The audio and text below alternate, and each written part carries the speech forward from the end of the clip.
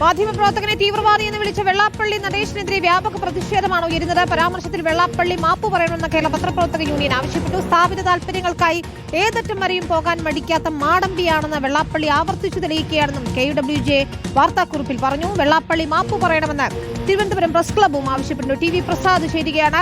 TV പ്രസാദാണ് Binoy വിഷയം പറഞ്ഞതാണ്. ആ കസേര SNDP യോഗം ജനറൽ സെക്രട്ടറി എന്ന വലിയ പദവി അതിനെപ്പോലും അപമാനിക്കുന്ന രീതിയിലാണ് കഴിഞ്ഞ കുറെ കാലമായി വെള്ളാപ്പള്ളി നടേശന്റെ വർഗീയ പ്രസ്താവനകളെല്ലാം തന്നെ. ഇന്നിപ്പോൾ ഒരു മാധ്യമ പ്രവർത്തകനെ തീവ്രവാദി എന്ന് വിളിച്ചുകൊണ്ട് അദ്ദേഹം ആ സ്ഥാനത്തിരിക്കാൻ യോഗ്യനല്ല എന്നൊന്നുകൂടി തെളിയിച്ചിരിക്കുകയാണ്. ഏതായാലും പത്രപ്രവർത്തക രംഗത്തുള്ളവർ KUWJ ഉൾപ്പെടെയുള്ളവർ അതിനെ പിന്തുണ അറിയിക്കുന്നു. വലിയ പ്രതിഷേധം തന്നെയാണ് നമ്മൾ സമൂഹ മാധ്യമങ്ങളിലും കാണുന്നത്. ഉറപ്പായും വിനീത, മുഖ്യമന്ത്രി പിണറായി വിജയന്റെയും CPIM-ന്റെയും ചുമലിൽ കയറിയിരുന്നാണ് ആ വെള്ളാപ്പള്ളി നടേശൻ ഈ പച്ചയ്ക്കുള്ള വർഗീയത പറയുന്നത് എന്നുള്ളതാണ് ഇതിൽ ശ്രദ്ധേയമായ ഒരു കാര്യം. മാത്രവുമല്ല, CPIM-നെ ചാരി നിന്ന് CPI-യെ അടിക്കുന്നു വെള്ളാപ്പള്ളി നടേശൻ എന്നുള്ളതുമാണ്. അതിനാണ് കൃത്യമായ മറുപടി CPI സംസ്ഥാന സെക്രട്ടറി ബിനോയ് വിശ്വം കൊടുത്തത്.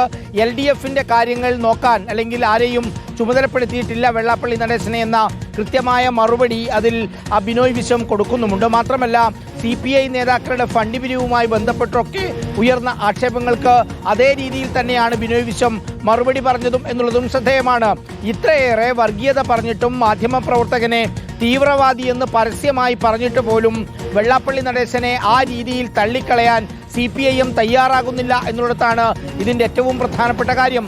CPI അടക്കമുള്ള രാഷ്ട്രീയ പാർട്ടികൾ, പ്രതിപക്ഷ നേതാവ് അടക്കമുള്ള ഉന്നത പദവിയിൽ ഇരിക്കുന്നവരെല്ലാം ആ വെള്ളാപ്പള്ളി നടേശന്റെ ഈ പ്രസ്താവനകളെ പരസ്യമായി തള്ളുമ്പോഴും ഒരു ഭാഗത്ത് ചേർത്ത് പിടിക്കുകയാണ് മുഖ്യമന്ത്രിയും CPIM-ഉം എന്നുള്ളതാണ് ഇതിലെ വിരോധാഭാസം. നമുക്കറിയാവുന്നതുപോലെ മതനിരപേക്ഷ മൂല്യങ്ങൾ ഉയർത്തിപ്പിടിച്ചുകൊണ്ട് മതനിരപേക്ഷതയ്ക്ക് വേണ്ടി എന്നും ശബ്ദമുയർത്തുന്ന CPIM എന്തുകൊണ്ടാണ് മലപ്പുറത്തെ മുസ്ലിങ്ങളെ ഇങ്ങനെ അധിക്ഷേപിക്കുന്ന ആ വർഗീയ വിഷം തുപ്പുന്ന വാക്കുകൾ ഉപയോഗിക്കുന്ന ഈ സമുദായ നേതാവിന് വേണ്ടി നിൽക്കുന്നത് എന്നുള്ളതാണ് പ്രധാനമായും ഉയരുന്ന ചോദ്യം.